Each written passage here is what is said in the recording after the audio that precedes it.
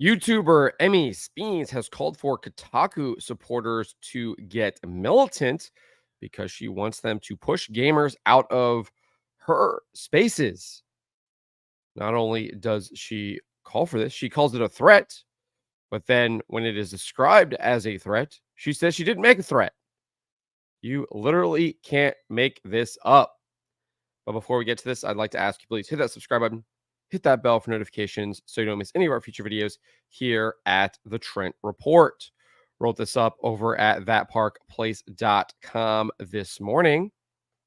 And Speens did a YouTube live stream primarily criticizing Smash JT, YouTuber Smash JT, and Grums, aka Mark Kern, for their criticisms of Mercante and Kotaku. At around the 1 hour and 6 minute mark of her stream, Speens shared her opinions that gamers must support Kotaku. This is what she said. I think as gamers, we should be supporting them vocally, and I'm trying to. But I'm a big, dumb, angry idiot, and I don't know how to do it without getting upset and offensive because I'm tired of having this conversation that ends up just being a one-sided defense of my right to exist. Now, you're probably wondering, what in the world is she even talking about? Your right to exist? What is she even saying? Well, she goes on and says, because eventually these people click on my profile and then they'll see that I'm a sex worker. And even regardless of me being a sex worker, the fact that I'm a woman, clearly, which is hilarious because her thumbnail literally has Vera Dark on there, who is a woman, and Clownfish is on there as well. Geeky Sparkles is part of Clownfish TV and is a woman as well. So just absolutely hilarious hypocrisy to a T, right? There's nothing that can ever be done or rationalized with these people when this crap comes up. No, because you can't rationalize with evil. And what you do is evil, and you should stop doing it. She then declared this. That's why I think we do have to start being militant about like pushing them out of our spaces. And that's a threat for anyone out there who is watching. There's nobody effing watching me, but I'm just saying people like this need to not be welcome. So clearly, you got to remember this. She says, that's a threat. She said that. That's a threat for anyone out there who is watching. She then said this. That's not a threat against your physical wellness. It's a threat against you being able to spew hate peacefully because you've been spewing hate peacefully and profitably for too long. For too long, we've let people do this to us. We've let them into our friends and family and told ourselves, oh, that's effing annoying, but that's effing gamers. How many more like Gamergate 1, 2s, 3s? We're up to 3 already. Wow. Do we have to before we're like, these people aren't gamers. They're effing babies. They're perpetual victims to a website they don't have to read. You choose to be a victim to a website nobody makes you read. You choose to be victimized by someone that goes out of their way to disengage from you and block you. You are being victimized by your own behavior and blaming it on a woman. That is obsessive weirdo crap. So this woman clearly is either lying or has no understanding of what has actually been going on. Alyssa Mercante and Kotaku do indeed have influence within the industry. They have influenced many of these AAA video game companies to the detriment of their own companies. I mean, we just look at the bloodbath that is happening, massive amounts of layoffs, entire companies being shut down. Games losing hundreds of millions of dollars. Suicide Squad, Kill the Justice League, and its Sweet Baby Inc. Consulting basically killing that game. Lots of problems there. And Kotaku was one of the heralds of the kind of woke ideology in this video game industry, trying to convince people to not only convince gamers to enjoy this stuff, but try to convince video game developers that this is really what gamers want. And Kotaku was highly influential. And I think it still is in some regards. That's why you saw Alyssa Mercante was the first one to run defense of Sweet Baby Inc. when they launched a harassment campaign against Brazilian gamer Cabrutus Rambo and his Steam curator list. And what followed suit? All of the other outlets followed in Kotaku's wake. So Kotaku is extremely influential, and that is why people are criticizing them, because they are one of the main branches of this woke ideology into the video game industry. And a lot of people are seemingly finally waking up to this, pointing it out, calling it out, and saying no to it.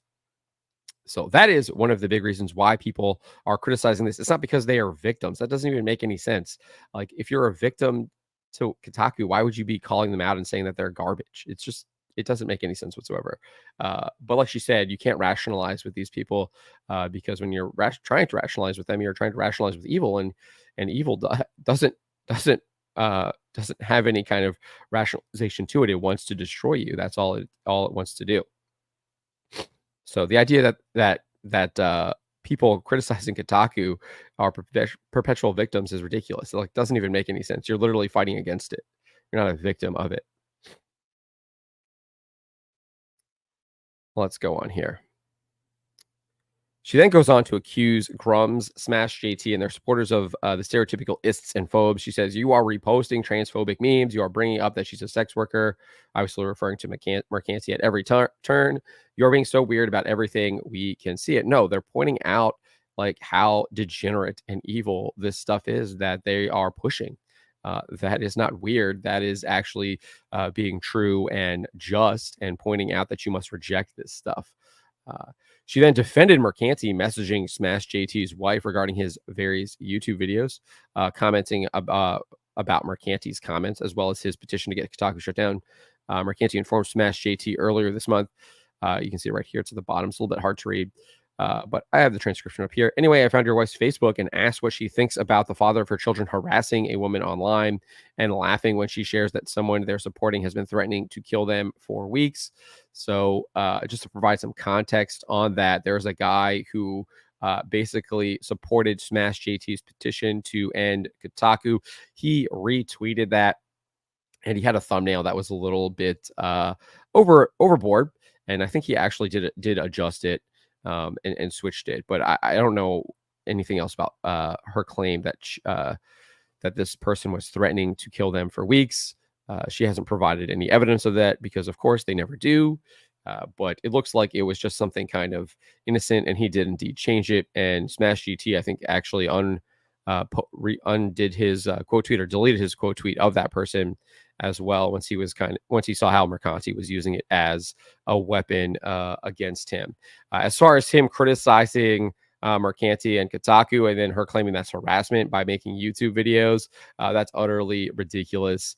I'm not. He might be personally pointing out some of the things that she's done. I haven't really watched any of his videos, but I think criticizing her positions on a lot of things is not harassment whatsoever, and it looks like that is a lot of what he does.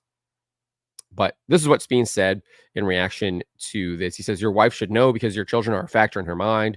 Wouldn't you want to know if your wife was making content about a man as obsessively as this person has? Wouldn't you want to know if your partner for life was acting like a creep?" Well, he's not. He's calling out a woman who is trying to spread woke ideology and, at the end of the day, bring people down, help destroy society. I mean, so no, I would think that his wife is probably proud of what he's doing, or hope that she would be. Nevertheless, she goes on and says, "This idea that you wouldn't is BS. The idea that privately DMing someone when it's public information that this person is your partner and that compromises her security, that's BS." Well, it indeed does, because just like you just called on Kotaku supporters to get militant and push people out of video game spaces. So yeah, that is concerning. She goes on and says, "You're lying. You're lying so you can be a victim, so you can attack her more. You're just lying to yourself and to me, and I'm not going to play dumb and accept it. No, you're not a victim. You're not unsafe. You've never been unsafe. You have been the antagonist force in this. You have contributed to violent rhetoric." Remember, she's the one who called for Kotaku supporters to get militant and kick people out of the spaces that she's now claiming as her own. Now she's accusing Smash JT of contributing to violent rhetoric. You have contributed to a rhetoric that can turn violent. She's the one who's actually made calls for violence, get militant, and said that that was a threat. So these people always do, right? They lie, they double down on their lies, and then they project. I mean, she did it within like 5 minutes here. "You have contributed to annoying the piss out of me and everyone that's too embarrassed now to associate themselves with the gaming community." So I thought this was hilarious, though. Smash JT did kind of clip a little bit of of her video where she says that she made a threat. And he wrote this: threats made to gamers from yet another sex worker after coming into video game industry, now attempting to gatekeep you out. Make no mistake, this has been their plan from the start. Fortunately, they're too stupid to make any sense. And then he said, here's your 15 minutes of fame, Emmy Speens. I haven't blocked you like you asked. Let me guess. This is harassment too. Stick to OnlyFans, GTFOH. I actually disagree with that. I hope that she goes to church, finds God, Christ softens her heart. I will pray that she does that. She's clearly suffering just like Alyssa Mercante does, has a lot of pain, obviously, in her life, clearly based on what she, I guess, does for a living, is clearly suffering. She needs a lot of help. But we have to oppose these kind of ideas that she is positing here, these calls to get militant. We have to call this stuff out. We have to report on this, show that this stuff, what she's doing here, is indeed wrong. But at the same time, we can also pray for people like this. But we can also just kind of take a look at just see kind of just how utterly ridiculous someone like this is, that they're kind of like don't even realize what they're doing here, or they're just intentionally playing dumb. And then it shows just kind of how evil they are, just how many more prayers that they do need. But again, you still can oppose this stuff while praying for these people. We are called to love our enemies, but that doesn't mean we just bend over backwards for them. No, we still have to stand for what is true and right, while also being able to love them. And loving them is willing the good of another. As St. Thomas Aquinas, I think, so accurately put it. But this is what she said. So where's the threat? She literally, remember, she said that she said that's a threat. Let's go back up here and look, right? What does she say here? Right here. So that's why I think we do have to start being militant about like pushing them out of our spaces. And that's a threat for anyone out there who is watching. Like she said, that's a threat. And now she's saying, where's the threat?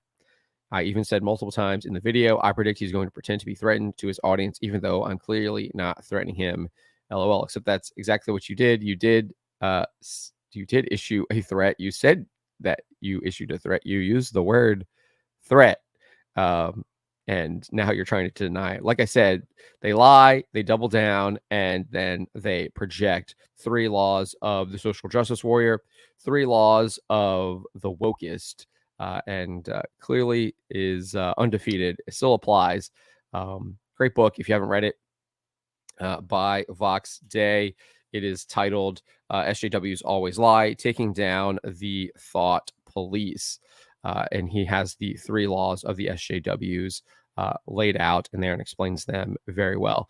But clearly, Emmy Speens is kind of off her rocker here, calling for people to get militant. And we have to oppose this. But like I said, at the same time, we can still pray for her. Hopefully that Christ will soften her heart, that she will find his love that she is clearly rejecting and is missing in her life at this moment.